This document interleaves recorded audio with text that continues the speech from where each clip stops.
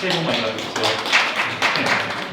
원래 우리 농업기술센터 교육은 이런 마을 단위 교육은 크게 홍보하고 많은 사람을 불러 모았었습니다. 그런데 지금 여건이 좋지 않아가지고 소수로만 교육을 해야 해서 또 홍보할 수도 없고 홍보를 안 하자니 또 아무도 안 오실 것 같고 아주 너무 많이 오시면 감당이 안 되고 그래서 도움을 요청했는데요. 오늘 교육 첫 번째 순서는 벼와 고추에 대해서 기본 팁을 제공하겠습니다. 되도록 한번 짧게 한번 진행해 보겠습니다. 뭐 자세한 약재나 아니면 자세한 내용은 우리 상담소를 항상 오셔가지고 저에게 받으시면 될 것 같습니다. 고추는 지하부 40cm 이내에 뿌리가 분포하고 있는 청근성 식물입니다. 적정 재배 온도를 딱 보시면 정식 단계에 밤 온도가 14에서 15도입니다. 뭐냐면 작년에 5월 1일에서 5월 10일까지가 모두 11도씩 이하였습니다. 그리고 3도씩까지 떨어진 때가 있어요. 그러다 보니까 5월 1일, 2일 날 정식하신 분은 저온 피해를 입었다는 뜻이겠죠. 그래서 다음 장에 보시면 저온 피해 입은 밭입니다. 이게 다른 밭이에요, 다. 이렇게 짙은 색이 있고요.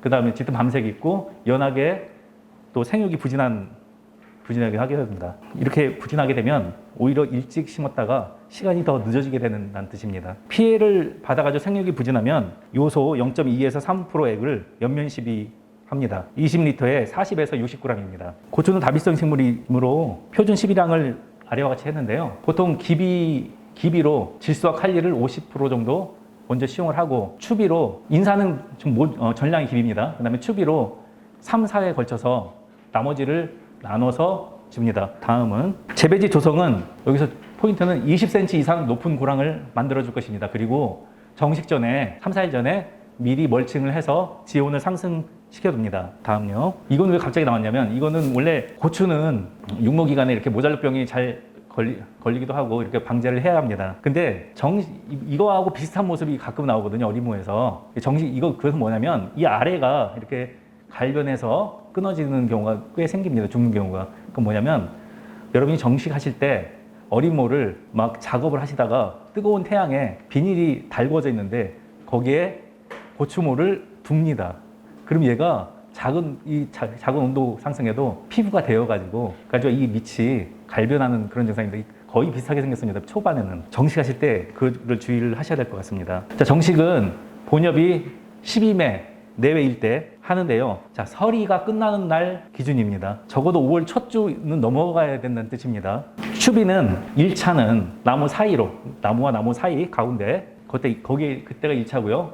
2차는 사선으로 줍니다. 나무와 나무 사이 있고 그 사선으로 줍니다. 그리고 3차는 고랑에 줍니다. 3차와 4차는. 이게 무슨 의미냐면 뿌리가 커가는 그 방향 조금 앞에 방향입니다. 추비 간격은 정식 후 30일 간격입니다. 5월부터는 쭉 이제 바이러스 상담이 꽤 있습니다. 주로 해충이 날아와서 바이러스를 전염시키는데 물론 그 종자 감염도 있고 토양 전염도 있는데 우리가 고추가 잘 걸리는 것이 해충 감염입니다. 진딧물과 총체가 그 범위인데요. 이것들이 기주에서 집을 빨고 와서 또 이렇게 고추에게 같이 이렇게 오염을 시킵니다. 그 모습이 새순을 이렇게 고사시키기도 하고 연맥 사이를 이렇게 쭉 하면서 갈변을 했죠.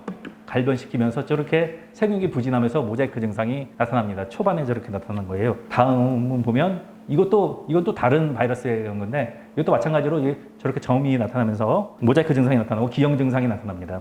바이러스 증상이 의심되는 나무가 있으면 저한테 가져오시면 진단 키트로 이렇게 진단을 해드립니다. 초반에 진단을 해서 빨리 그 기주를 없애버리면 좀 피해가 덜하겠죠. 그리고 대부분이 이미 발현된 이후에 보시고 가져와서 방법이 없는 경우가 꽤 많습니다. 바이러스를 예방하려면 우선 잡초를 철저히 방지해야 됩니다. 이 잡초가 기주가 됩니다. 그리고 육모기부터 잡초에서 그 기주에서 병을 옮기는 진딧물과 총체를 꼭 방지해 주셔야 됩니다. 그리고 생육 초기에 병든모를 발견했을 때 빨리 제거해 주시는 게 관건입니다. 6월이 넘어가게 되면 보통 이렇게 쭉 일렬로 죽는 역병, 좀 파랗게 죽는 다음에 있는데요. 청고병, 그다음에 시드름병, 또 흰비단병 등이 초반에 이렇게 말라져서 이렇게 빨래 널어져서 쭉 잎이 떨어지면서 시들어서 죽는 그 모습이 좀 대부분 비슷합니다. 이게 전문가 좀 잘 본 사람 아니면 못 알아봐요. 뭐 때문인지. 근데 심지어 이것들이 어떤 것은 곰팡이고 어떤 것은 세균이고 원인도 다릅니다. 그러니까 그냥 저 불러서 그럴 때는 그냥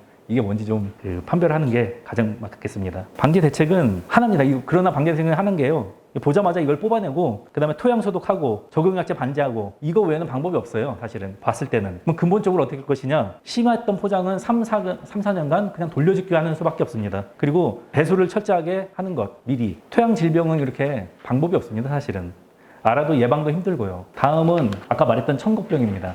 청국병은 우선 그 세균성 질병인데요. 비슷은 한데 청국병이 걸리면 땅이 산성 토양 5.5일 경우가 꽤 있습니다. 이러면 산성을 좀 개량해 주십시오. 석회를 시용이 필요하다는 뜻입니다. 다음은 석회결핍입니다. 7월부터 주로 시설에서 나오는 생리장애거든요. 이 근본 원인이 고온기의 수분 부족입니다. 고온기 수분 부족. 열매 끝이 괴사하고 열매를 잘라보면 씨가 갈변해 있습니다. 처음에는 이 열매 끝이 괴사하기 때문에 탄저병인가 싶은 생각도 드실 겁니다. 근데 그 모습이 탄저병은 이렇게 윤문으로 동글동글하게 돼 있지만 요거는 그 열매 끝만을 위주로 괴사합니다. 그리고 갈라보면 씨가 갈변돼 있습니다. 때문에 이것은 고온기 수분 부족이기 때문에 환기와 온도를 낮추는 방법이 가장 1번이고요. 그 다음에 물을 조금씩 더 자주 주고 조금 줄여서 조금 더 자주 두는 그 방법이 기본이 돼야 하고 그 이후에 염화칼슘을 연면 시비하는 건데요. 2에서 3회 연면 시비합니다. 물론 토양 관주로도 주는 것도 괜찮습니다. 다음은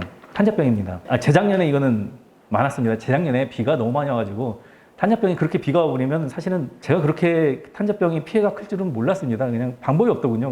그냥 너무 피해를 받아가지고요. 탄저병은 미리 예방 방제하고 자주 밭에 들어가서 작은 반점이 보이면 또 방제하고 비 그치면 방제하고 이것밖에 없습니다. 정말 좀 가혹하게 특히 예전에 걸렸던 그 밭에 가면 주의를 자주 들려서 주위에서 방지하는 수밖에 없습니다. 그리고 너무 급격하게 퍼지기 때문에 퍼지는 순간 또 이미 늦습니다. 자, 정리하자면 고추를 다 수확하려면 우선 좋은 품종을 선택하고 적기에 정식하고 시기에 맞는 물 관리하고 적정 시비하고 플러스 방제를 철저히 할 것. 이렇게 하면 다수확 고추를 재배할 수 있을 듯 합니다. 이상으로 교육을 마치겠습니다.